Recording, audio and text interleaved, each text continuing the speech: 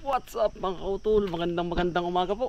Ayan, tayo po yan din sa bukid uli. At tayo ay papasyal-pasyal lang din sa ating taniman.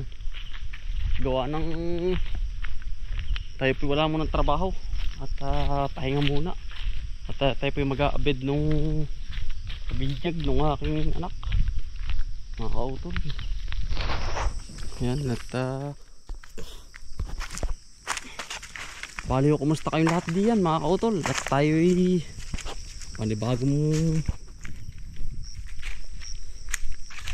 panibagong araw na naman na kautol ang ating dadanasin buong maghapon.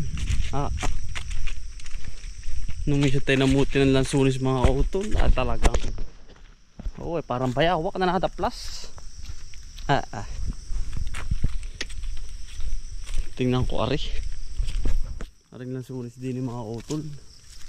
At wari ko wala ka tayo nilagay din yung panakot ay. Yung po bang plastic ay wala tayong nilagay din kahit ano.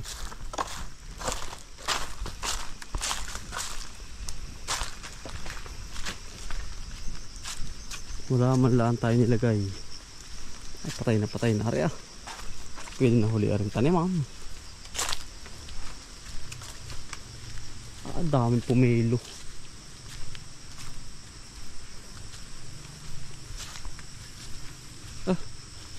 Ay wala. Ay nako. Sayang mga kautol ari. Sayang mga kautol.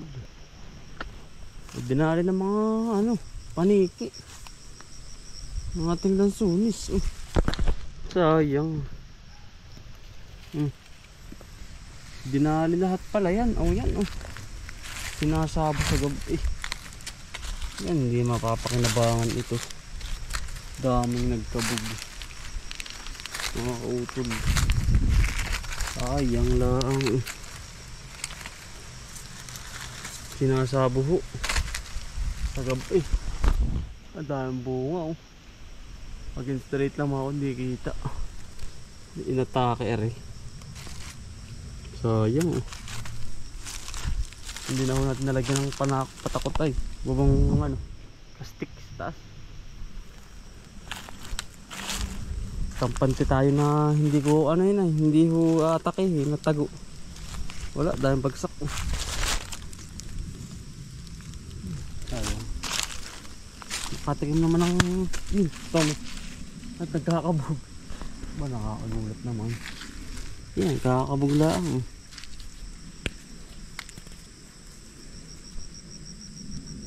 Wala na. Bulok na yung iba. Yan, sama ng ngayon na lansunis mga kautol. Hindi po pa sabay-sabay ang hinog. May hinog din may hinog doon. Sayang mga kautol. Inatake naman. Natake ho ng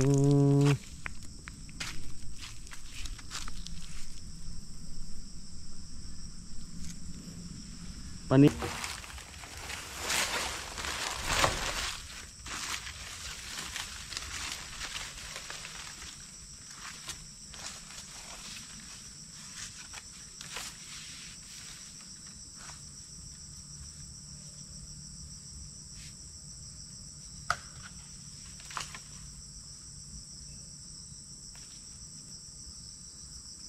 Kahit din po kayo mga kautol.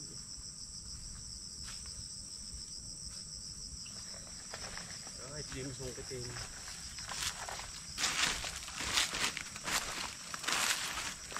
Hindi inda mga utol. Sarap.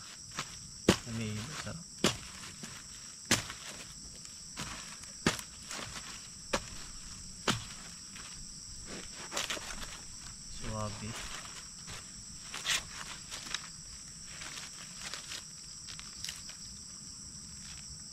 Suwabe mga kautol. Kain ho tayo. Sarap.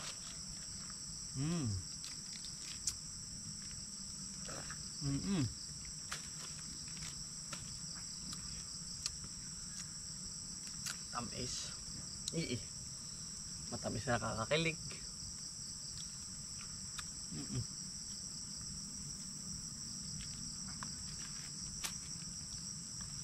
Kain ho.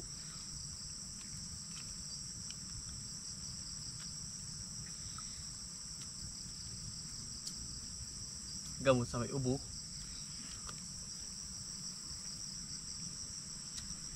Ang dami bunga. Mga utol.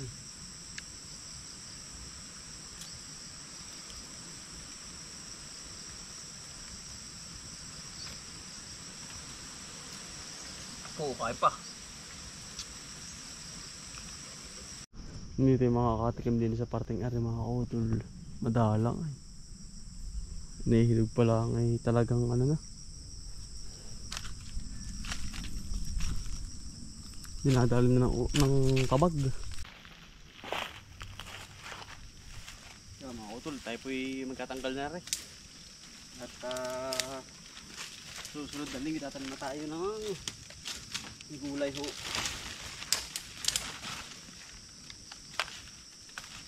Ikuha na ito'y binubat na po ay. Ay na-spray na ko naman. Parang kaya na ho sa... Wala na ho tayo din nila kasi masyadong ikot lang.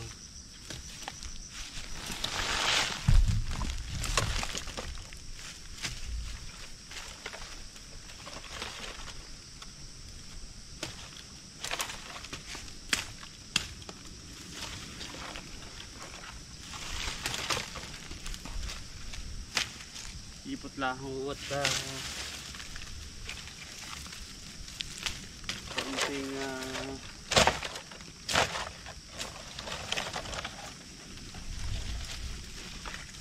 dagdag para may sustansya na uli.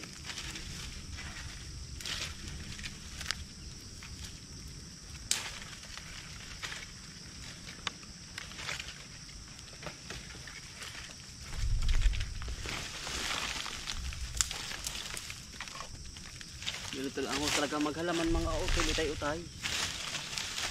Ganito namang ano, bultana.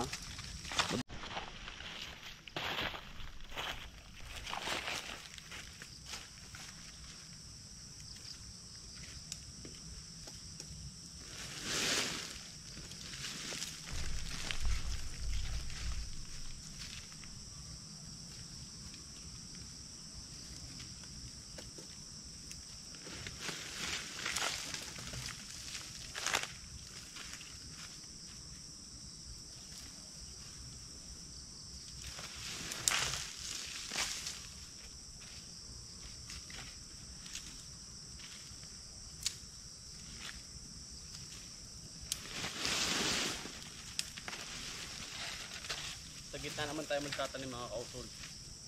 Sa pinakang gitna ho. Ito naman tataniman natin sa gitna para hindi ho tayo panibagong butas na ulit ho ang mangyayari.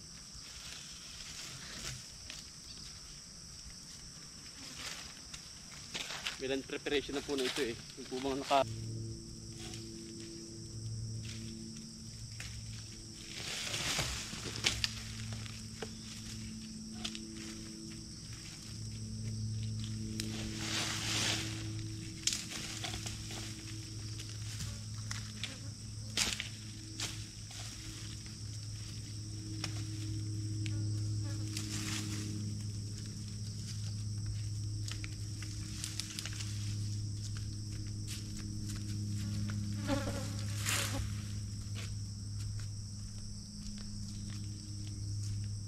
Ay mga kutol, katapos na natin mag ng sasilihan dun.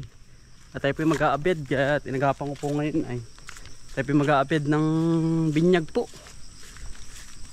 Ay mga kutol, may kwento ko lang, ay ako po yung magpabinyag din. Ay ako po ay sasabihin sa aking anak.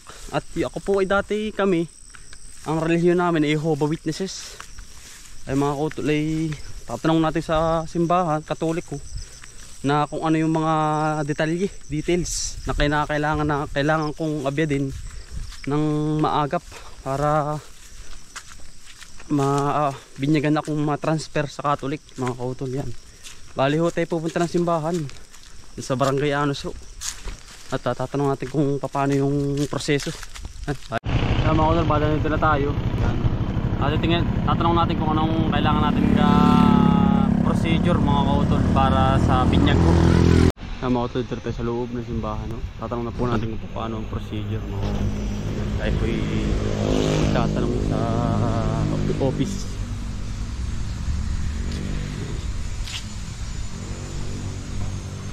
Kautol, ito na po yung kailangan po sa binyag ay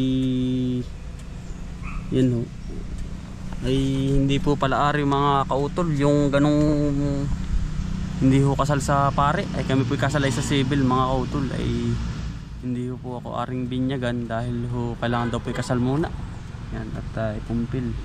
Bali ano po, yung anak ko na lang mapapabinyagan at ako po ay siguro susunod na at yun lang ho ay paano mga kautol, maraming salamat po sa pagsama at sipag lang po tiyaga buhay probinsya. Bye, salamat po mga kautol.